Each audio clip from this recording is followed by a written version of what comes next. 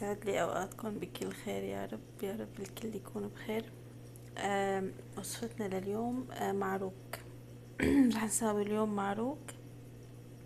هو معروف انه هو بينعمل بنصف شعبان وبينعمل برمضان، بس وقت اللي بنشتهيه بنعمله بباقي الأيام، ما في مشكلة.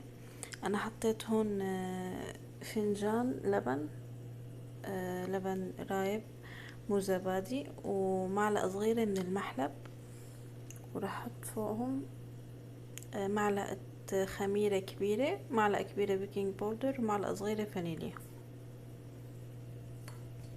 وعندي هون 3 معالق كبار حليب بودرة، اختياري مو اجباري لو مو متوفر عادي، و3/4 الفنجان زيت.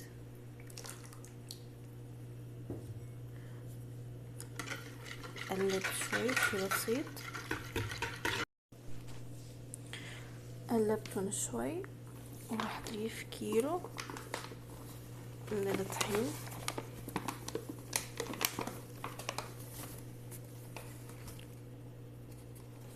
وراح كمل عجن بايدي.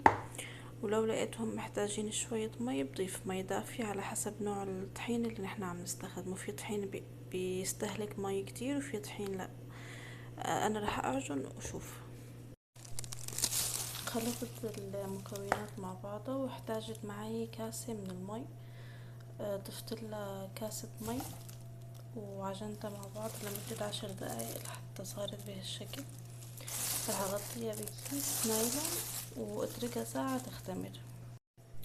خلصت كمية التمر، فضيتها كلها من العجو وحركتها هيك بالمعلقة، بمجرد ما حركتها يعتبر انهرسوا. في ناس بتضيف على التمر هيل مطحون او قرفة مطحونة، بس انا ما بحبوها فراح خليه سادة. وهو النوع اللي انا عم بستخدمه طري، فما ما بيحتاج اني ابذل مجهود واهرس فيه وهيك. فراح اشيل منه هيك واحط على قطعة العجين وشكلها. وهي بعد ما مضي ساعة على العجين، ما بعرف لو واضح كيف تضاعف حجمها. لو بدكم تتأكدوا انه العجينة اختمرت صح، تضغطوا عليها مكان اصبعكم بيعلم. لو الضغطة رجعت طلعت لفوق، معناها لسه ما اختمرت. رح انزلها عندي هون، افردها واقطعها وشكلها. فردتها بهالشكل رول. رح اقطعها على حسب حجم القطع اللي انا حاببتها، يعني كبيرة صغيرة على راحتكم. انا رح خليها كبيرة شوي.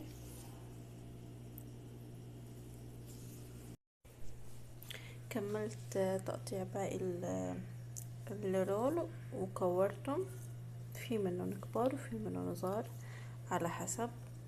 وجبت القطعة وفردتها بهالشكل، بشكل مستطيل. وراح اجيب الحشوة اللي هي التمر،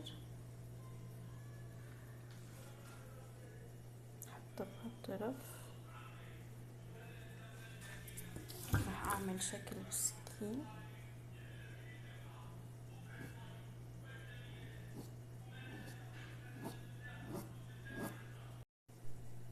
بهالشكل هذا هيك، وبلف.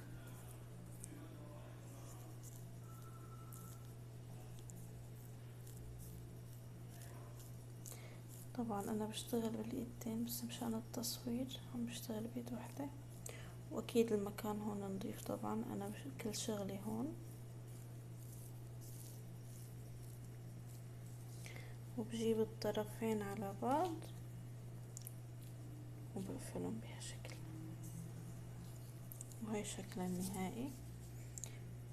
بعمل هيك هون شكل بالسكين لحتى لما تنخبز التمر يعطي شكل حلو.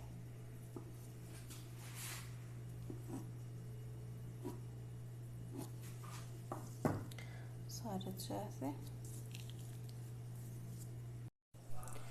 هاي شكل النهائي وهي بالصينية. راح اخبزهم بالفرن على درجة حرارة 220، اقوى درجة. لو كانت الحرارة هادية راح تنشف العجينة معك. راح كمل باقي الكمية كلها بهالشكل وبعدين بورجيكم النتيجة النهائية. وفي بس نقطة بدي لكم عليها، انه العجين انا حطيت فيها زيت، بس هو يفضل لو تحطوا زبدة، نوع زبدة يكون طعمها حلو او طعمها طيب يعني، او سمنة بلدية، حطوا معلقة بتعطيها نكهة كتير ظريفة يعني وطيبة، بس انا ما متوفرة عندي فاكتفيت بالزيت.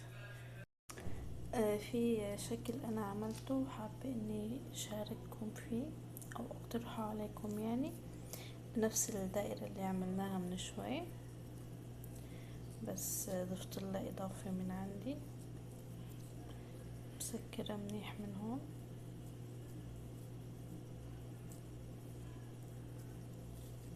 بقلبها بهالشكل، بجيب السكين، بساوي 4 أقسام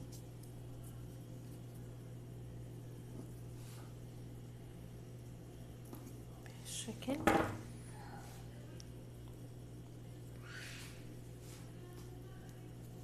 يعني انه مثل شكل زهرة او وردة او هيك، يعني هو مجرد شكل بس تغيير لو حابين يعني. واخيرا خلص المعروق تبعنا، شكله ريحة بشهي، ريحة البيت كلها مخبوزات وريحة محلب وريحة تمر، كتير لذيذة وهشة. جربوها ان شاء الله بتعجبكم. هاي شكل التاني اللي انا عملته، وهي القرص القرص المصرية كمان هشة وطرية، وهي كمان شكل. اهم نقطة انه يكونوا متغطيين، يعني بعد ما يطلعوا من الفرن يتغطوا لحتى يبقوا طراي. رح اغطيهم واخد منهم وقت ما بدي، وجربوها وان شاء الله بتعجبكم، والف صحة وهنا على قلوبكم. انتظروني ان شاء الله هاليومين كمان بوصفة جديدة ان شاء الله بتعجبكم.